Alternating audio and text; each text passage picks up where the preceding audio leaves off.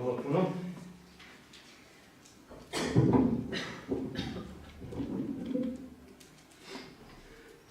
Ona je bila mlada i maštala je o bračnom životu. Maštala je o mužu koji je voli, o djeci koju podiže, o porodici. Ali nažalost stvari u njenom životu nisu išle baš onako kao što je ona planirala i kao što je željela. Bila je razočarana u svoj brak. Možda je to bila krivica njenog muža. Možda je bila i njena krivica. Ali kao što to i obično bude, najvjerovatnije je to bila krivica njih oboje. Jednog dana ova žena je srela drugog muškarca. On ju je primijetio. Činilo joj se kao da je spreman da je sasluša. Kao da brine o njoj. U početku je sve bilo nevino. Ali jednog dana oni su prešli liniju. Možda je to bio dodir koji je predugo trajao. Možda je to bio pogled koji je više obećavao. Možda razgovor koji je bio previše intiman. Ali toga dana ona je prešla liniju. Možda to nije ni primijetila u tom trenutku. Zato što đavo obično učini da ti trenuci budu tako magloviti, da mi uopšte nismo ni svjesni šta izabiramo. Ali ona je izabrala. A onda je počelo da prelazi i druge linije. Sve dok ovo nije se pretvorilo u jednu pravu i ljubavnu aferu. Odjedanput počela je da živi dvostruki život. Život u dva svijeta. Kad je bila u jednom svijetu, pretvarala se da ovaj drugi svijet ne postoji. Nije željela da razmišlja kako će ovo da utiče na njenu djecu, kako će ovo da utiče na njenu vlastitu dušu. Jedan grijeh vodio je drugom. Nekad je govorila samo istinu. Kad je prvi put slagala svom mužu gdje ide, da bi bila s ovim muškarcem, toliko je pocrvenila da je smatrala da će muž odmah znati da ona ne govori istinu. Ali sada je postala ekspert u laganju. I mužu i svojoj djeci. Iako to nije ni primijetila, postala je lažov. Kad je prvi put otišla u crkvu, nakon što je učinila preljubu, smatrala da će svi ljudi primijetiti krivicu na njenom licu. Smatrala da će Bog da je ubije gromom sa neba. Osjećala je krivicu. Obećala je Bogu da više nikad u životu neće vidjeti tog čovjeka. Ali niko ništa nije primijetio. Bog je nije ubio. Bog nije ništa uradio. Sad je u stanju da ide u crkvu i da uopšte ne misli o svom grijehu. Prilikom molitve ona razmišlja o nekim drugim stvarima. Postala je licemjer. Sve dok je to tajna, ona ne želi da se opterećuje previše njome. Ponekad se probudi u sred noći i znoj joj obuzme lice, ali to prođe i ona ne želi da razmišlja o tome. Ali onda dolazi ta noć. Ona je s čovjekom s kojim je bila toliko mnogo puta, ali ovog puta se dogodilo. Vrata su se otvorila. Nekoliko muškaraca stoje vani i posmatraju, a onda ulaze unutra, hvataju je. Ona vrišti, plače, ali oni je uzimaju i odvode. Dala bi sve što ima da može da vrati vrijeme na onaj prvi izbor koji je učinila i prvi put kad je prešla liniju. Ali nažalost, dragi moji prijatelji, mi nikad ne možemo da vratimo vrijeme unazad. I kao nakon prvobitnog pada u grijeh, njene oči su se otvorile i ona vidi da je gola i postiđena je. Želi da se sakrije, ali nema gdje. Iznenada ona shvata zašto je ovdje. Ona je ovdje zato što je napravila izbor. Zato što je napravila 1000 izbora koji su vodili do ove noći. Ubila bi se odmah da može, ali oni to ne dopuštaju. Umotali su je u plahte i odveli. Ja bih volio da pogledamo isječak iz filma Isus iz Nazareta, da bismo možda bolje dočarali kako je taj događaj izgledao.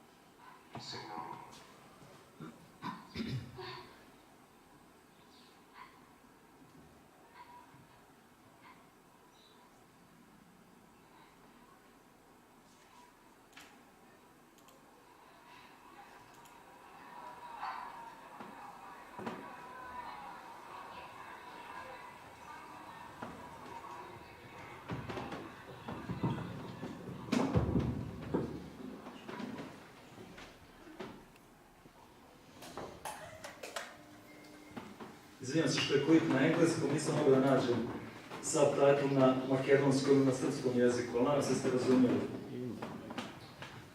Incident o kome smo čitali i kome smo upravo gledali, dogodio se u dvorištu hrama gdje je Isus poučavao. Isus je bio prekinut u njegovom poučavanju, zato što je grupa fariseja, religioznih ljudi, dovukla ovu ženu koja je uhvaćena u aktu preljube. Prema običaju, ono što ovaj film nije pokazao, žene su tada u tim slučajevima bile skinute do pojasa i tako uplašena, bespomoćna, beznadežna, javno ponižena, ova žena drhti pred Isusom, rukama pokrivajući svoje tijelo. Obično za preljubu je potrebno dvoje. I Mojsijev zakon kaže da oboje trebaju biti kamenovani, ali samo je žena dovedena pred Isusa. Ne znamo zašto. Možda zato što je jedan od njenih ljubavnika bio neki farisej. Jovan nam jasno kaže u tekstu da su fariseji željeli da uhvate Isusa u zamku. Oni mu kažu, učitelju, ova žena je uhvaćena u preljubu. Mojsijev zakon kaže da takve treba kamenovati. A šta ti kažeš? A u stvari u sebi misle, ako je pokaže milost, optužit ćemo ga da ne poštuje Mojsijev zakon. Ako kaže kamenujte, bit će u problemu sa Rimljanima, zato što su Rimljani zabranili Jevrejima da bilo koga pogube. I možete zamisliti, tu je žena koja drhti od straha i krivice, koja je izgubila svaku nadu, koja vjeruje da će umrijeti vrlo brzo. A ove ljude to uopšte nije bilo briga. Oni nju i ne primjećuju. Sve što misle, sad smo uhvatili Isusa. Prije nego što osudimo ove ljude, hajde da postavim pitanje svima nama. Da li si ti nekad u životu držao kamen? Biblija dijeli grijehe u dve kategorije.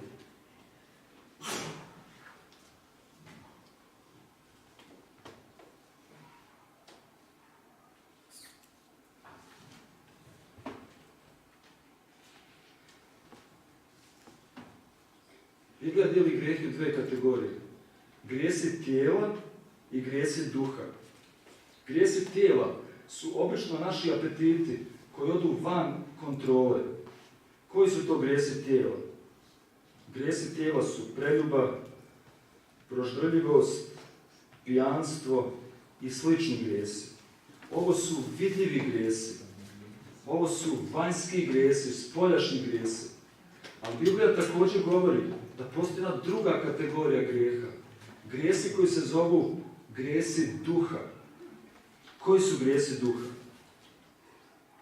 Grijesi duha su ponos, oholost, sebičnost, samopravednost, kritizerstvo.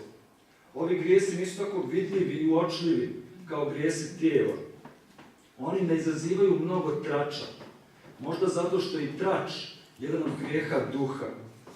Skoro nikad nisam čuo da je neka crkva sankcionisala nekoga zbog ovakvih grijeha.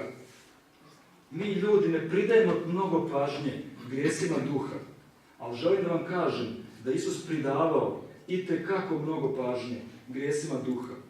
Kad čitate Evanđelja, vidjet ćete iznenađujuće mnogo priča koje govore o tri osobe. O grešniku tijela, o grešniku duha i o Isusu. Da spomenemo samo neke. Priča o fariseju i grešnoj ženi koja je pomazala Isusove noge. Priča o fariseju i cariniku. Priča o izgubljenom sinu i starijem bratu. I konačno ova priča ili ovaj događaj o ženi koja je uhvaćena u preljubi i religijskim vođama. U svakoj od ovih priča ljudi koji su bili krivi zbog grijeha tijela su shvatili da su u problemu. Došli su Isusu i bili su promijenjeni.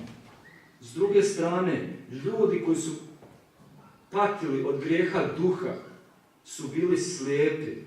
Oni uopšte nisu vidjeli svoje stanje. Oni su smatrali da je moguće voljeti Boga, a prezirati ljude. Smatrali su da su oni uzori duhovnog života, zato što izbjegavaju vanjske i spoljašnje grijehe ili grijehe tijela. a nisu bili svjesni da je njihov grijeh daleko opasniji.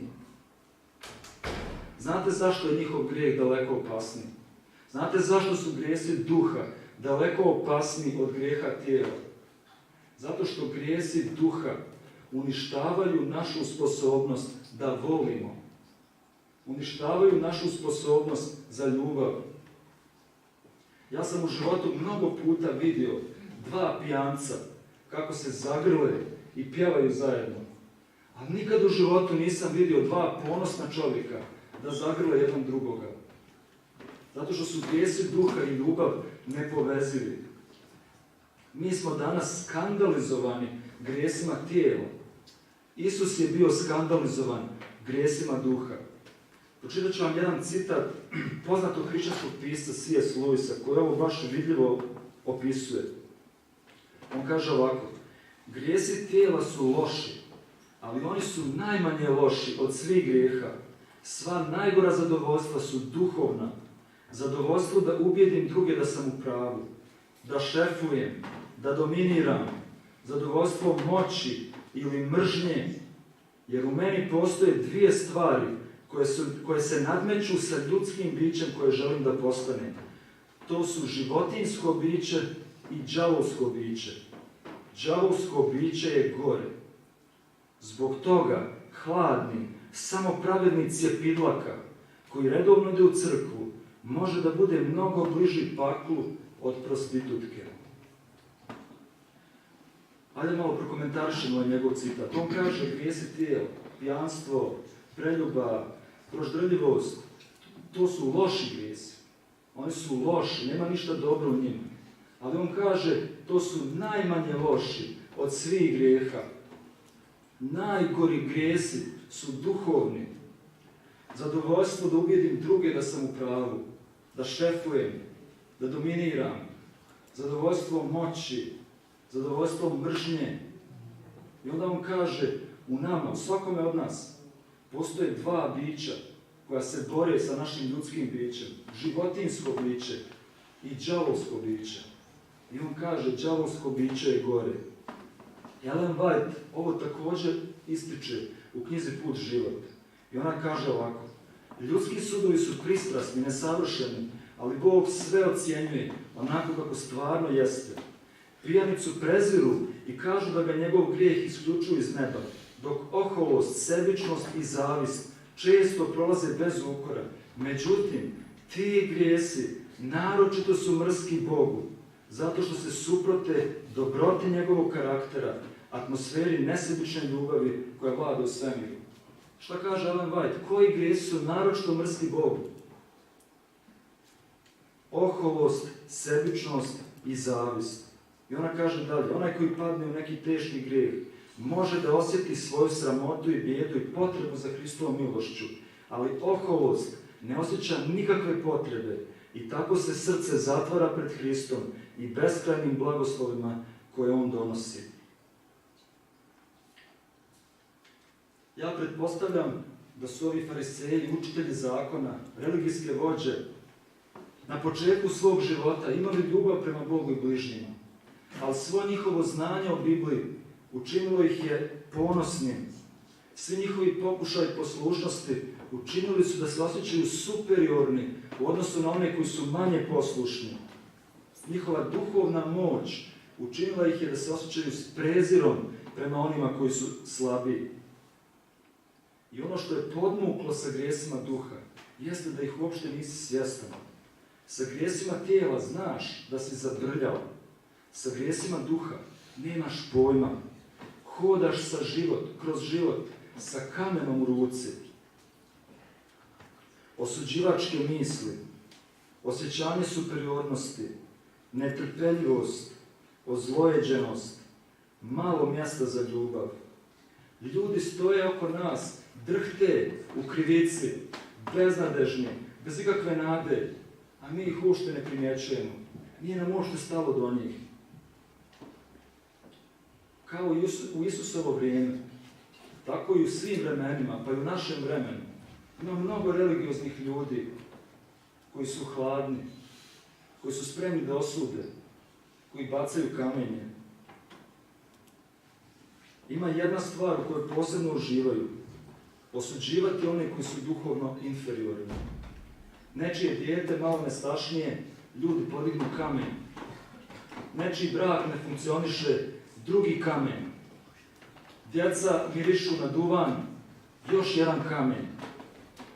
Neko je prekoračio liniju, neko je prekršio pravilo i ljudi podižu kamenje. I ono što je najgore, iako to nećemo nikad priznati, kamenje ih čini srećnim. Oni se raduju svakom kamenu. To se nikad ne radi otvoreno. Obično to izgleda ovako. Žena uhvaćena u preljubi, a druge žene u crkvi ogovaraju i tračaju i kažu: sram je bilo, kako je samo mogla, kako je nije sramota, a u sebi misle: nikad je nisam ni voljela, uvijek je bila ljepša od mene. Kad god sam bila s njom, uvijek sam se osjećala običnom i neprivlačnom. Kamenje može da bude i uglačano, ali ono svejedno ubija. I tako oni stoje. Žena koja drhti, želi da umre. Bacači kamenja koji su spremni da bacaju kamen. I Isus. I oni ga pitaju: Isuse, šta ti kažeš? I naš tekst kaže da je Isus radio nešto neobično. Isus je se sagnuo i počeo da piše prstom po pijesku. To je jedini put koji je zabilježen u evanđeljima da je Isus pisao. I ovog puta on ne piše na papiru, nego piše na pijesku, gdje će to brzo biti izbrisano što je napisao. Mi ne znamo šta je Isus pisao, ali hrišćanska tradicija nam govori da je Isus pisao grijehe ovih bacača kamenja. Na primjer, gledao preljubu duže nego što je bilo neophodno. I onda im Isus kaže: ko je bez grijeha, neka baci kamen. Možeš slobodno da baciš kamen, a prije toga razmisli: jesi li ti bez grijeha? Zato što smo mi ljudi, grešni ljudi, i nismo u poziciji da bacamo kamenje jedni na druge. Isus nastavlja da piše u pijesku, a onda se nešto dogodilo. Jedan čovjek je spustio kamen, pa onda neko drugi spustio kamen. I na kraju su svi spustili kamenje. Zato što u Isusovoj crkvi, u njegovom zajedništvu, nema mjesta za bacače kamenja. Svi smo grešni. Da li ti imaš u svom životu kamen koji trebaš da spustiš? Kamen koji je usmjeren na tvog oca? Kamen usmjeren na tvog brata ili sestru? Kamen usmjeren na tvog šefa, nekog kolegu sa fakulteta? Nekog ko te povrijedio? Možda dugo godina nosiš kamen u svojoj ruci. Ne sjećaš se kako je život izgledao bez tog kamena. A Bog te danas poziva: spusti kamen. Isus se okreće ženi i kaže: ženo, gdje su ovi koji te osuđuju? I ona kaže: nema ih, Gospode, nema ni jednoga. A onda Isus kaže: ni ja te ne osuđujem. Nema više osude. Ali Isus se ne zaustavlja ovdje. On ima još nešto da joj kaže. On joj govori riječi koje će ona pamtiti do kraja svog života. Nakon što je prihvatio, nakon što je nije osudio, nakon što je dao oproštenje, Isus joj kaže: idi i ne griješi više. Kako da griješi kad je pronašla ovakvu ljubav? Kako da griješi kad je pronašla ovako prihvatanje? Isus je prihvatio ženu uhvaćenu u preljubi. Isus joj je oprostio, a onda joj je rekao: idi i ne griješi više. Zapamti redoslijed. Prihvatanje, oproštenje, a zatim riječi: idi i ne griješi više. Osuda nikada neće promijeniti ljudski život. Kritika neće promijeniti ljudski život. Jedina sila koja može da mijenja ljudske živote, to je sila ljubavi. sila oproštenja. To je Isusov način. Viktor Hugo u svojoj knjizi Jadnici opisuje čovjeka koji se zvao Jean Valjean. Jean Valjean je otišao na robiju zato što je ukrao vekno hljeba. Probao je na robiji 20 godina, radio je najteže poslove. I ova robija je u njemu usadila najmračnije ljudske osobine, mržnje, netrpeljivosti prema svim ljudima, prema društvu.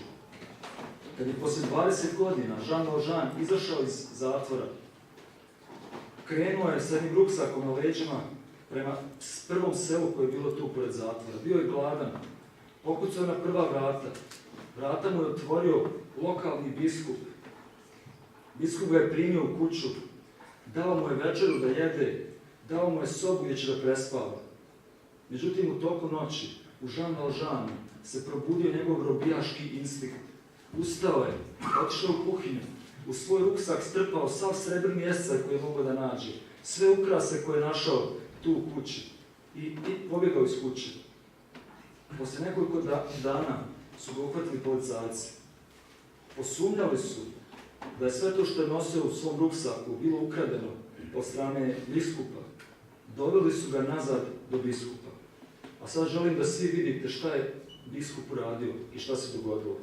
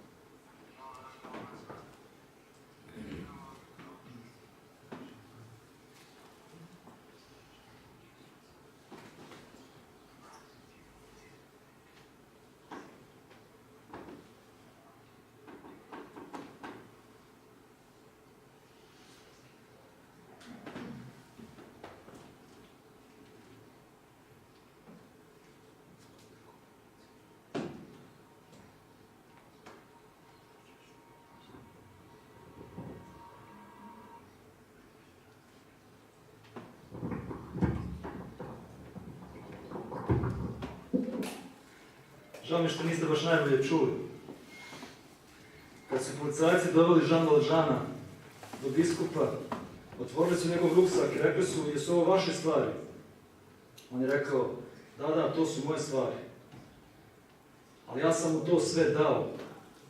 A onda je rekao, Jean Valjean, a zašto si zaboravio da uzmeš one srebrne svječnjake iz kuće koje sam ti također dao? Onda je otišao u kuću, donio srebrne svječnjake i stavio u njegovu torbu. I kad su ovi policajci otišli, onda je pogledao Jean Valjean i kazao mu, Jean Valjean, više ne pripadaš zlu. Sa ovim srebrom otkupio sam tvoju dušu.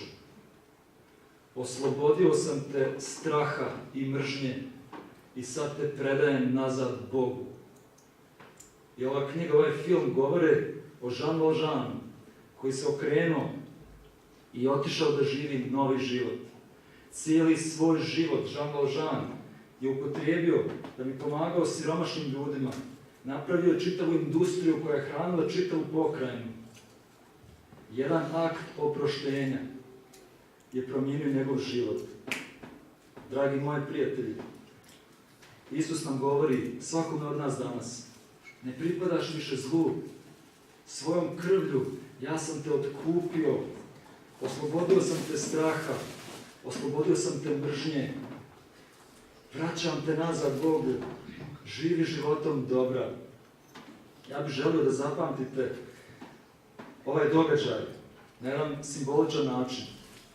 Svako od vas će dobiti jedan kamen.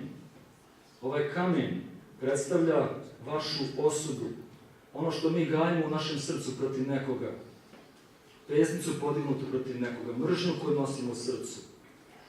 I kad se ja budem na kraju molio i kad budem kazao Bogu da svi mi želimo da spustimo naše kamenje, tada pustite taj kamen iz vaše ruke. Pustite ga da padne na zemlju. I to će značiti da smo se oslobodili naše kamenja. Da nema više kamenja u našem srcu. Ja ću zamoliti volontere neke da